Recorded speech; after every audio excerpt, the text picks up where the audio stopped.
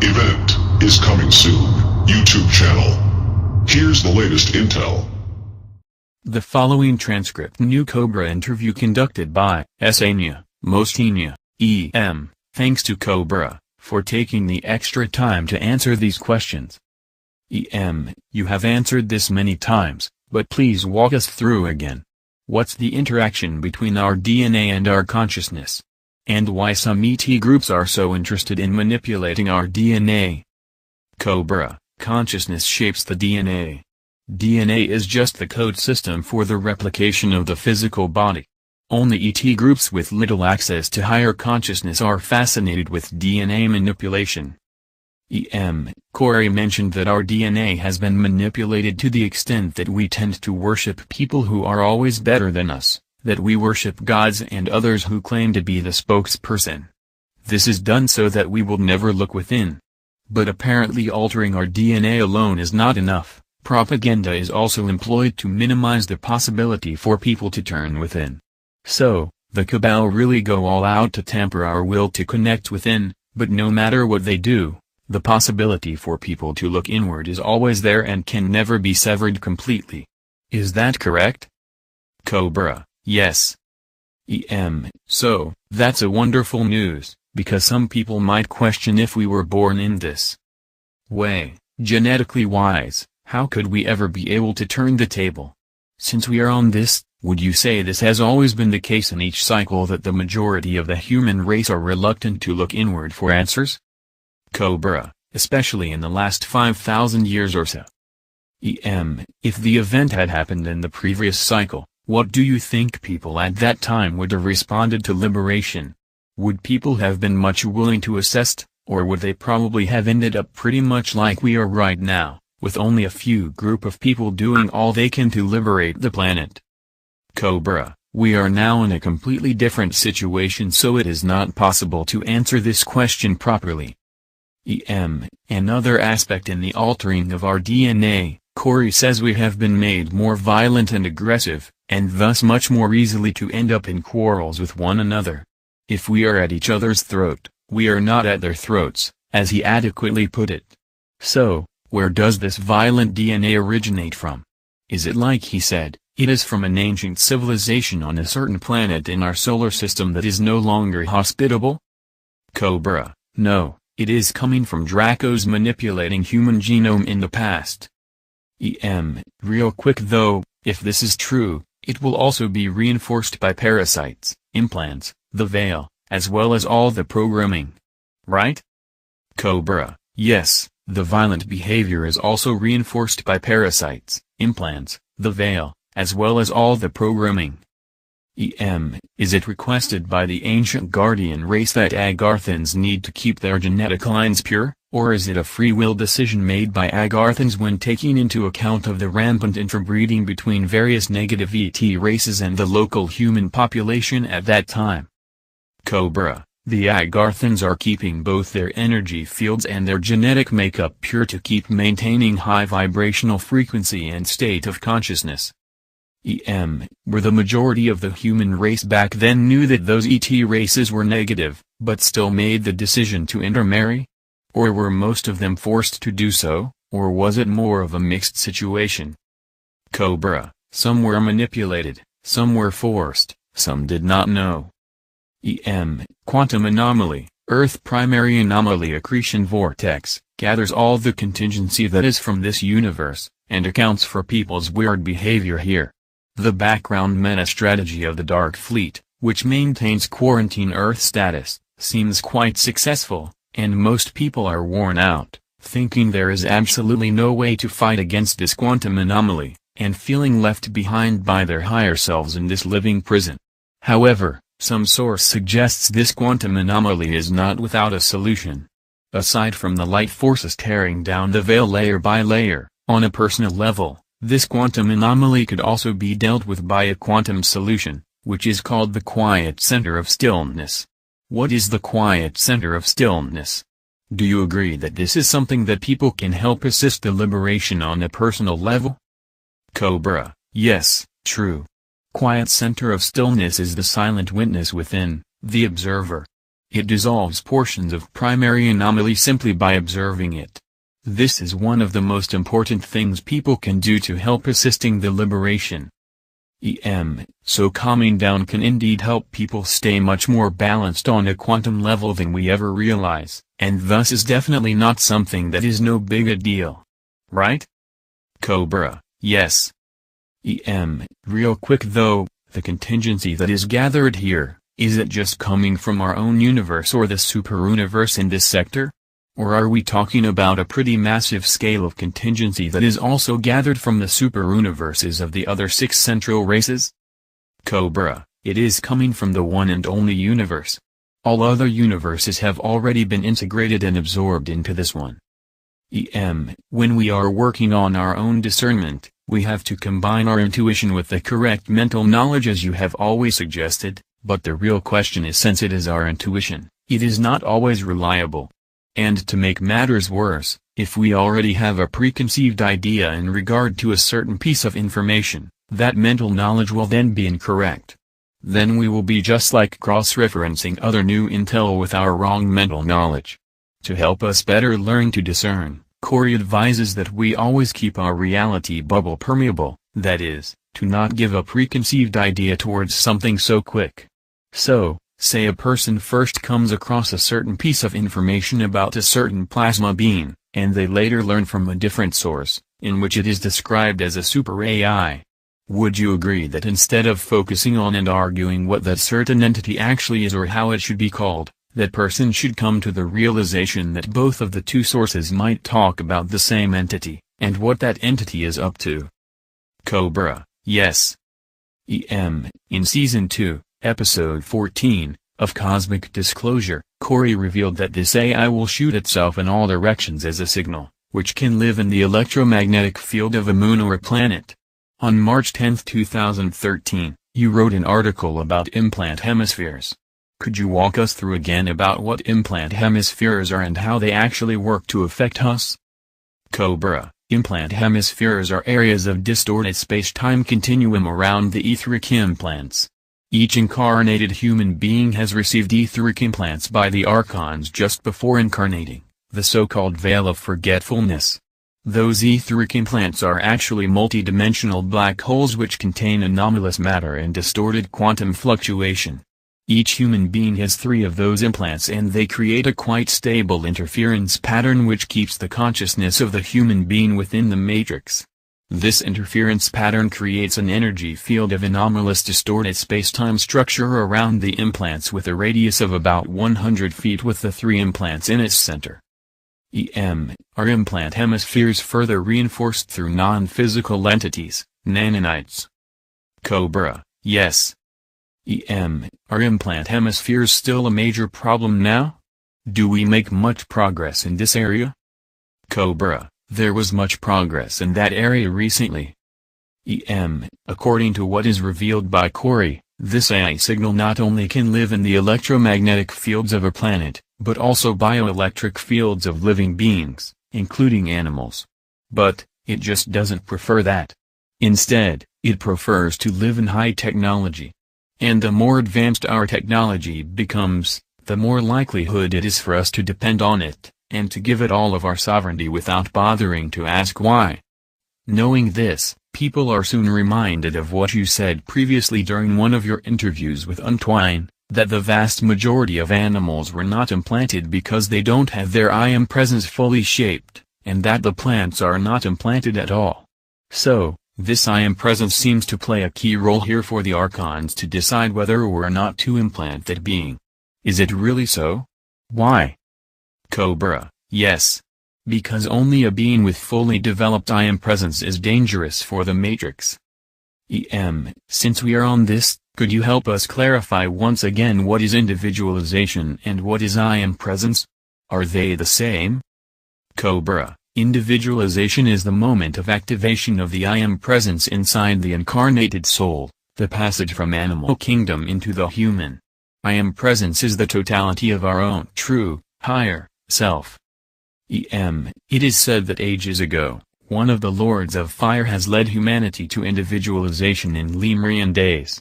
Today, that certain being still leads humanity on the path of initiation in this era, and will one day be the focal point of the process of identification.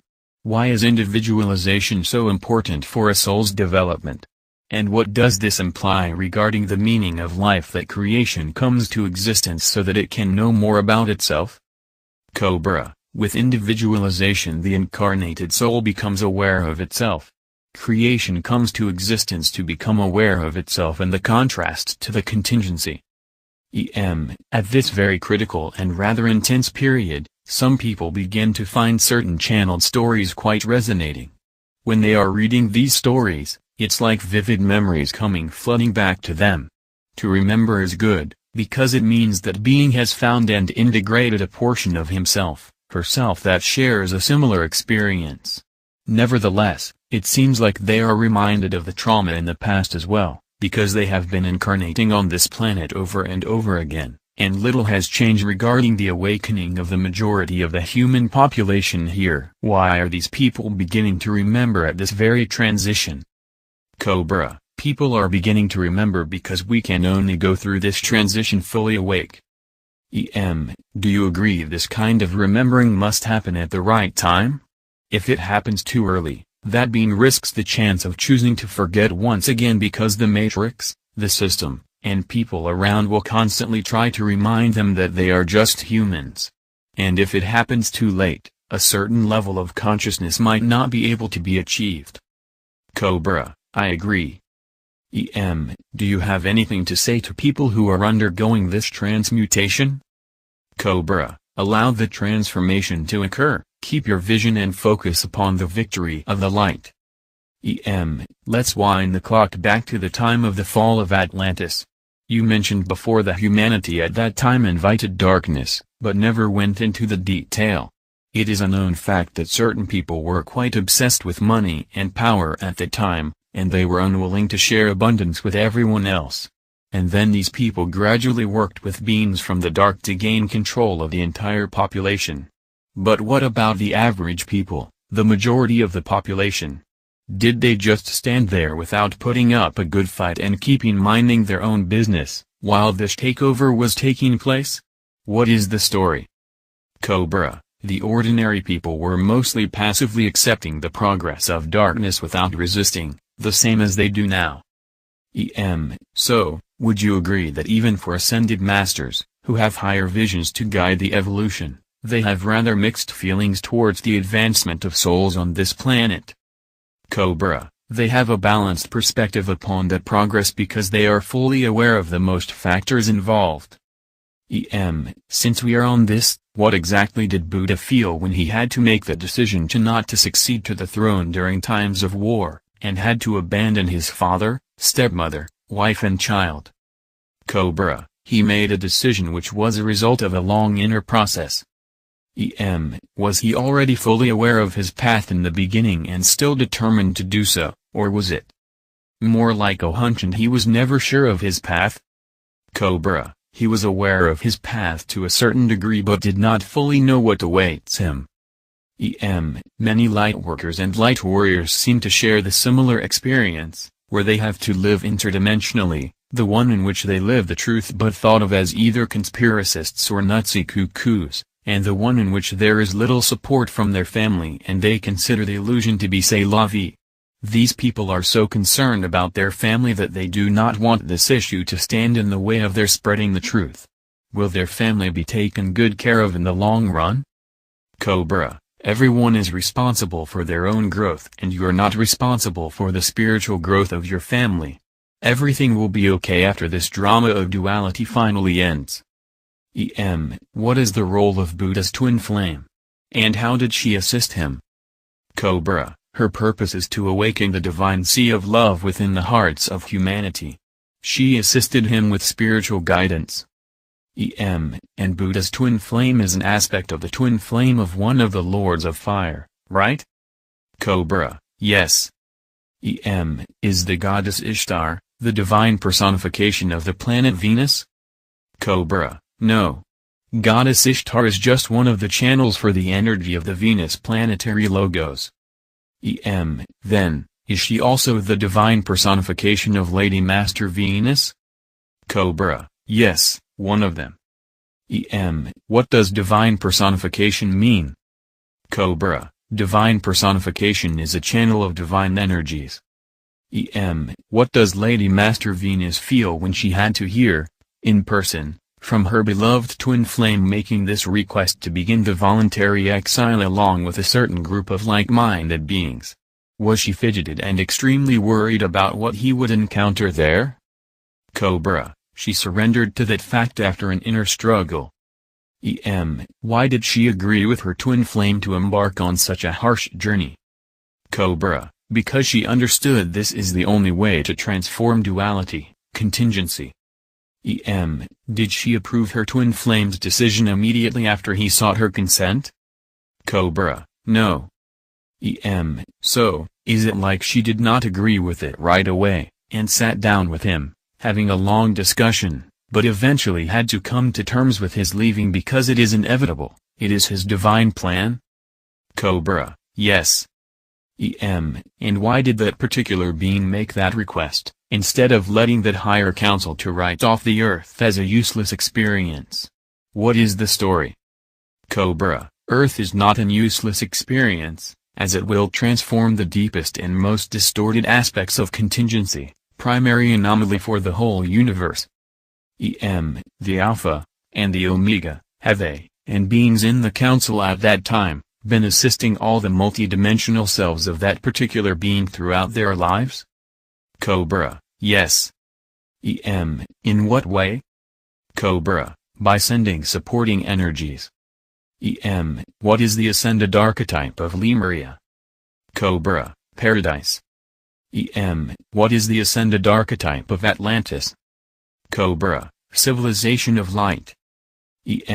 What will the ascended archetype of the new Atlantis be? Cobra: new heaven on new earth. Based on which archetypal quality of first source was the central race in this super-universe created? Cobra: divine will. What does it imply that the central race is our past and future selves? Cobra: it hints to the fact that we have emerged from the one at the beginning of time and will return back to the one when the time ends. How will it manifest on the higher plane and the physical plane, when the 7 families of the tribes of light reunite? Cobra: new planets, heaven on earth. Are the 7 Kumars from 7 distinct tribes of light, or are they from the same tribe? Cobra: they are emanations of the first 7 of 13 existing rays of creation. What's the higher purpose of all the logos? Cobra: to transmute all duality and return into the one. Is it true that the blue avians cannot go from 6th density to 7th density until every person on Earth has transitioned into 4th density? Cobra: not exactly. As the most ancient in this super-universe, shouldn't the blue avians have experienced all they want to experience? They are at the end of their journey. Doesn't it mean they can go back to source directly? Everything is going to return to source one day, so how come they still need someone else to help them progress back to source? Cobra: everything in the universe is connected. Until the Earth situation is resolved, the evolution of the entire universe is slowed down. Since when have the light forces begun adopting the mechanism for the removal of the plasma strangelet bombs? Cobra: February 2016. What causes the light forces to be allowed to employ this mechanism? Is it because the cabal go overboard again? Cobra: partially yes. Also, the situation is cleared enough to make that possible. You mentioned a long time ago in one of your interviews, but I cannot remember it correctly, that Pleiades once participated in the creation of Earth, or something like that, right? Cobra: not true. Why are the Pleiadians needed to help liberate this planet? And why have them been in training for this assignment for lifetimes? Cobra: to liberate this planet, all available help is welcome. It is a very challenging task and requires lifetimes of training. Why is Merope the faintest in that star system when compared with the other 6 stars? Cobra: simply, out of 7 stars, one needs to be the faintest. What is the ascended archetype of Merope? Cobra, subtle beauty. What is life like up in the higher planes of Merope? Cobra, angelic heaven. Is there any sentient being on the surface of the planets that orbit around Merope? Cobra, yes. What is life like there? Cobra, peaceful, joyful civilization living in harmonious balance of nature and advanced technology. The Pleiades star cluster is known as the Seven Sisters. What does the mythology of the Seven Sisters being chased by a hunter for eternity reveal about a certain real history? I'm not sure if you understand my question. I'm looking for answer like the one you once gave about Set mutilating his own brother Osiris, whose wife later reassembled Osiris' corpse and resurrected him long enough to conceive his son. You said this story is a collective memory of the time of Atlantis when those beings were actually human beings, or heroes or anti-heroes who were walking on the surface of the earth. Cobra, hunter is the Orion and represents dark forces from Rigel who always wanted to invade the Pleiades cluster and were even briefly successful between 1996 and 1999. Which certain period of time in history would this mythology of the Seven Sisters correspond to? Back in Atlantis as well? Cobra, Atlantis about 200,000 years ago. Then what does this mythology about the goddess Merope marrying a mortal reveal about a certain history that has once indeed happened? Cobra, incarnated star beings mating with Earth humanity. This was happening a lot in Atlantis. Have these Seven Sisters manifested their own vessels to live and interact with the Pleiadians throughout the entire history of the Pleiades?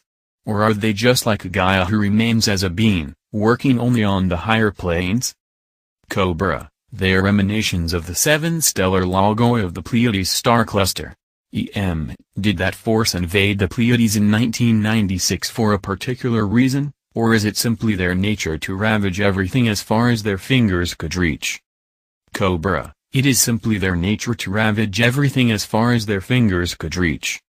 Is significant progress being made in the battle led by the King of the World and that very particular army against the dark forces? Cobra, yes. Is it true that no blood will be shed, and the battle will be won by their great wisdom? Cobra, to a great extent yes. Are they as much tired as we all are now, and they also want the event to happen as soon as possible? Cobra, yes. What can people do if people are interested in helping them win their battle? Would integrating one's own shadow be a good start? Cobra, yes, integrating own shadow and spreading information among the surface population. After the event, you said that the dark forces will be given a chance to accept the light, and to balance their previous actions, and those who refuse will be sent to the galactic central sun, turned into basic elements and starting a new cycle of evolution again. What would happen to their higher selves that have always been working with the light forces? Do the higher selves vanish along with them, too? Cobra, yes. Their individualized I Am presences will be transmuted with the electric fire of the galactic central sun back into primordial adiplane elemental essence and will have to be individualized again. Put it shortly, those dark force individuals will cease to exist as individual beings forever and a totally new being will be later created. That certain group of beings who were supposed to make their decisions to log out of the system around 1994 to 1996, why did they decide with their free will mainly against the waves?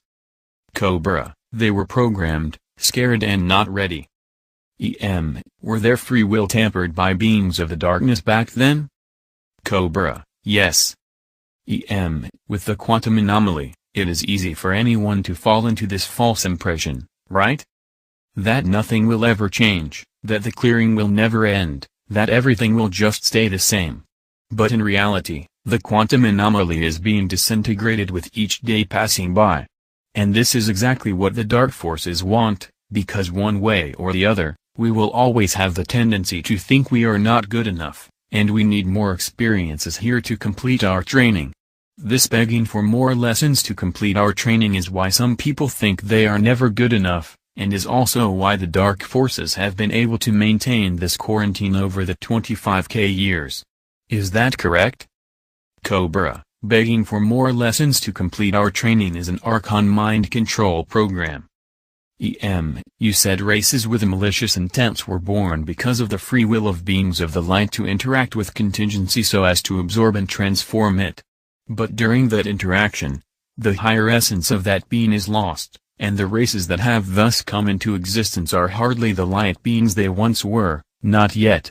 So, we should learn to protect ourselves, instead of falling into the traps of their false teaching that they are just playing this role so that our souls can learn better, grow faster and become the stronger.